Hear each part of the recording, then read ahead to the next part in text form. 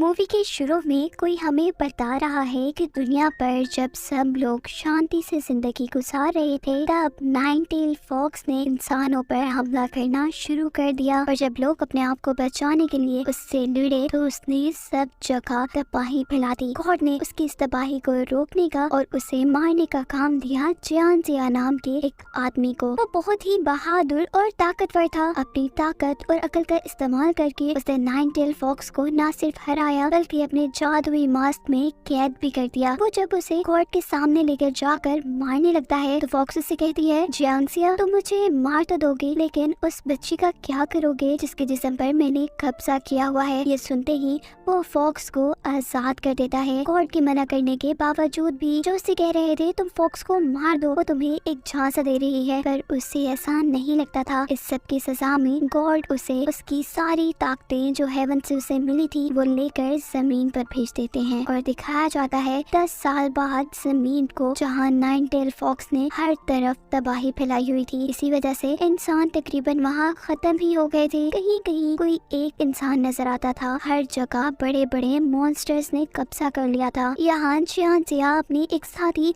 और पेट के साथ रह रहा था। जियांगजिया का साथी आज भी उसे कहता है कि जियांगजिया आप गलत हो सकते हैं, आपने गॉड की बात नहीं मानी, आप हेवन में जाकर दोबारा गॉड से माफी मांग लें। वो फॉक्स आपको धोखा दे रही थी, झांसा दे रही थी। लेकिन जियांगजिया आज भी इस बात पर ही अड़ा हुआ था कि फॉक्स सही कह रही थी। अब जियांगजिया कुछ खाने के लिए एक जगह जाता है जहाँ उसे नजर आती है वैसी ही लड़की जैसी उसने नाइन टेल फॉक्स के अंदर देखी थी। वो जानना चाहता था कि ये लड़की कौन थी, क्या उसे नाइन टेल फॉक्स के बारे में कुछ पता था। और सोफिया जो यहाँ कोई मैप लेने आई थी, जैसे ही वो मैप चुराकर भाग रही होती है तो लोग उसे पकड़ने की कोशिश करते हैं। इस सब में उसका नकाब उतर जाता है और सब ये जान पाते हैं कि वो भी एक फॉक्स है। जैसा हम सारे जानते हैं कि इस पूरी जमीन पर फॉक्स की फैलाई हुई तबाही थी जिसकी वजह से इंसान मर चुके थे। इंसान फॉक्स से अब नफरत किया करते थे। इसी नफरत में वो उसे भी मारने ही लगे थे, लेकिन वो अपनी होशियारी दिखाते हुए वहाँ से निकल जाती है और जियांगजिया भी उसका पीछा करते करते उस जगह पर पहुँच जाते हैं जिसके बारे में लोग मानते थे कि गॉड ने इस जगह पर शराब दिया हुआ है और इस जगह पर नाइन टेल फॉक्स को कैद किया हुआ है। यहाँ जाते ही कोई उसके पेट पर हमला कर देता है। ये कोई और नहीं था बल्कि थी सोफिया, जो पेट से वही मैप लेना चाहती थी जो मैप रेस्टोरेंट में सोफिया के हाथ से गिर गया था और उसे खा लिया था इसी पेट ने। यहीं पर जियांगजिया सोफिया को भी पकड़ लेता है और उससे पूछता है नाइन टेल फॉक्स के बारे में, लेकिन सोफिया तो इस बारे में कुछ भी नहीं जानती थी। तभी वहाँ एक साया आता है। ये साया नाइन टेल फॉक्स का था जो कि सोफिया को वहाँ से ले जा रही थी। तब जियांगजिया रोशनी की मदद से उस साये को वहाँ से भगा देता है और सोफिया से इस सारी कहानी के बारे में पूछता है, लेकिन सोफिया कुछ भी नहीं जानती थी। वो कहती है मैं यही बातें तो पता चलाने के लिए जा रही थी उस जगह जहाँ ब्लैक फ्लावर्स पैदा होते हैं, क्योंकि हर रोज रात को मेरे ख्वाब में ब्लैक फ्लावर्स और मेरे फादर आते हैं। जियांगजिया अब उसके साथ जाना चाहता था। वो लोग चलते रहते हैं और रास्ते में सोफिया को मिलती है एक हड्डियों की माला। वो इस जगह को गौर से देखते हैं तो इस जगह पर और भी बहुत सी जादुई चीजें थी, जिस तरह जादुई गुड़िया, पत्थर, कपड़े जिनके ऊपर कुछ लिखा हुआ था। वो इस हड्डियों की माला को उठाकर अपने पास रख लेती है। थोड़ा ही आगे जाने पर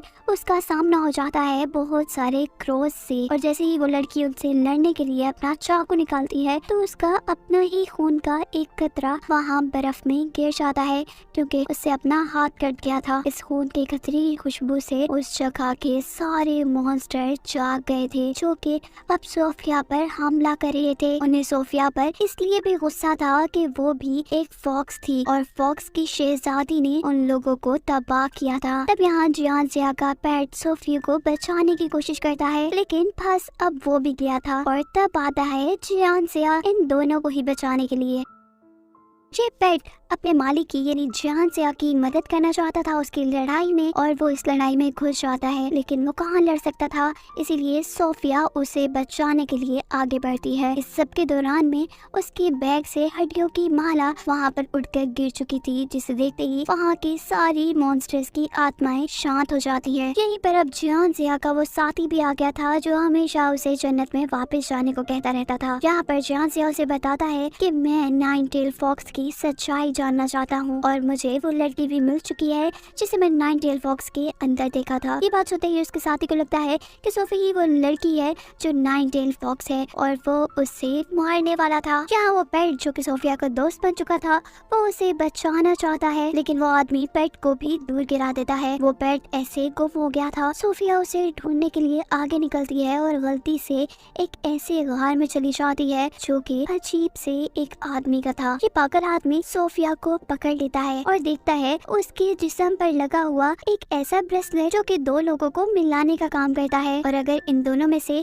कोई एक इंसान भी मर जाए तो दूसरा खुद ब खुद मर जाता है। सोफिया ये सारी कहानी सुनकर काफी हैरान थी। उसे तो कुछ भी नहीं पता था इस बारे में। ये आदमी अब सोफिया के साथ बुरा सलूक करने लग गया था, जिसकी वजह से वो चिल्ला रही थी। इसी दुख की वजह से सोफिया के अंदर से नाइन टेल डीमन की सोल भी बाहर निकल आती है, जो कि सोफिया को लेकर वहाँ से कहीं चली गई थी। जिया जब नाइन टेल फॉक्स की सोल को देखता है तो वो भी उसका पीछा करते करते वहाँ पहुँच जाता है जहाँ वो रहा करती थी। इस जगह वो सच्चाई बताती है कि सोफिया तो एक छोटी सी बच्ची थी और मैंने ही उसके जिस्म पर कब्जा किया हुआ है। वो कहती है कि गॉड ने एक ब्रेसलेट सोफिया को पहनाया हुआ है जिसके अंदर मेरी बहुत सारी ताकत है और वो है अब सोफिया के पास। अभी फिलहाल क्योंकि नाइन टेल फॉक्स और सोफिया दोनों अलग-अलग थी, मौके का फायदा उठाकर जिया उसे मारने की कोशिश करता है, लेकिन उसकी बदकिस्मती क्योंकि अब उसके पास उसकी पावर्स नहीं थी, वो नाइन टेल फॉक्स से लड़ भी नहीं पा रहा था। उसे मारता क्या, तब उसका साथी जिसके पास अपनी पावर्स थी वो एक लायन के रूप में आ जाता है, एक 3 मुंह वाला जादुई शेर बन जाता है। लेकिन वो भी नाइन टेल फॉक्स के आगे नहीं टिक पाया था। जिया जो कि नाइन टेल फॉक्स के ब्रेसलेट को तोड़ने की कोशिश कर रहा था, जो उसे सोफिया के साथ जोड़े रखती थी, वो भी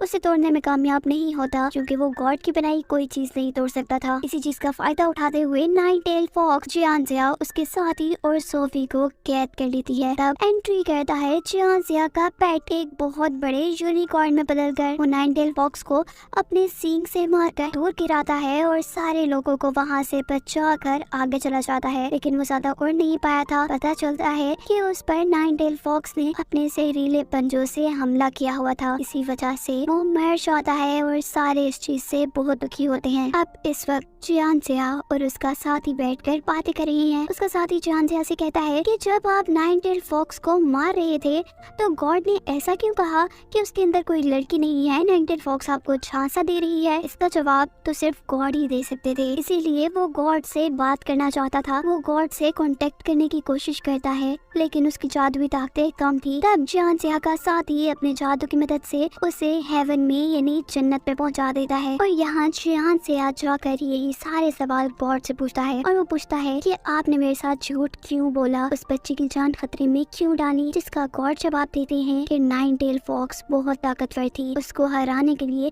जरूरत थी कि उसकी आधी ताकत किसी और की बॉडी में दे दी जाए, इसीलिए मैंने सोफिया की बॉडी में आधी ताकत उसकी डाल दी। और तुमसे झूठ बोलने की वजह ये थी कि मुझे पता है तुम बहुत रहमदिल हो, तुम किसी छोटी बच्ची को ना मारते। और कहते हैं कि मेरा झूठ बोलना बुरा नहीं था क्योंकि अगर एक लड़की के मरने से 100 लोग बच सकते हैं तो इसमें कोई बुराई नहीं थी।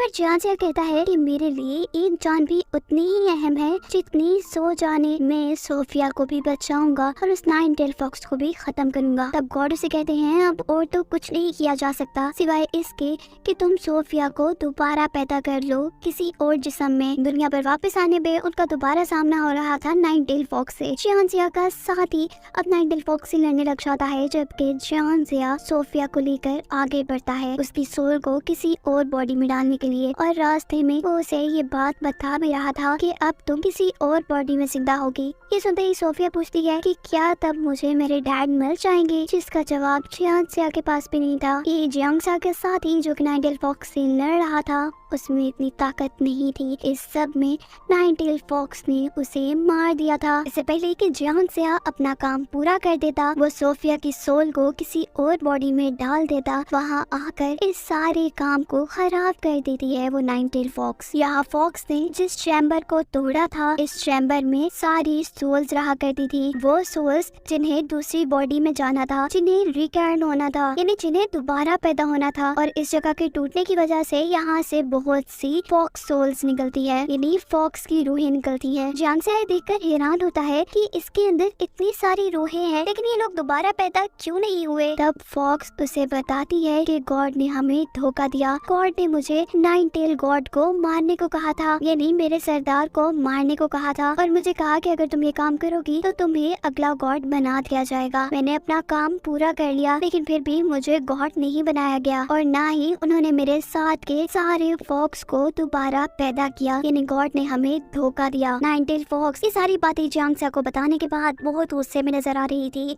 वो अपने साथियों की सारी सोल्स के साथ हेवन पर हमला करने के लिए निकल जाती है। ये चीज गॉड भी देख रहे थे। वो जानते थे कि जियांग से अब उस फॉक्स को नहीं रोक सकता, उन्हें ये काम खुद ही करना था। वो अपने जादुई फूल का एक पत्ता तोड़कर उन पर हमला करते हैं, जिससे कि वो सारी की सारी सोल्स तबाह हो जाती। जियांग से सोफी को बचाने की कोशिश कर रहा था, लेकिन फॉक्स की सोल्स ने उसे भी पकड़ा हुआ था। ऐसी सारी फॉक्स सोल्स के साथ वो भी मर गई थी। तो जियांग से जिसे कहा गया था कि नाइन टेल फॉक्स के मरने के बाद वो गॉड बनेगा, तो अब वक्त आ गया था जियांग से के गॉड बनने का। गॉड बनकर जब वो हेवन में आता है तो वहाँ के लोग उसे बताते हैं कि तुम्हें सबसे पहले हेवन में आकर सर झुकाना पड़ेगा। पर जियांग से गुस्से में था, वो यहाँ सर नहीं झुकाता। वो कहता है कि हेवन में बहुत बेइंसाफी है, वो किसी को मारकर कैसे इंसाफ कर सकते हैं। उसने गुस्से में पूरे हेवन को तोड़ दिया था, साथ ही पुराने गॉड के साथ साथ हेवन के सभी लोगों को कैद कर दिया था, क्योंकि हेवन भी तबाह हो गई थी। इस वजह से हेवन में मौजूद सारी की सारी सोल्स आजाद हो गई थी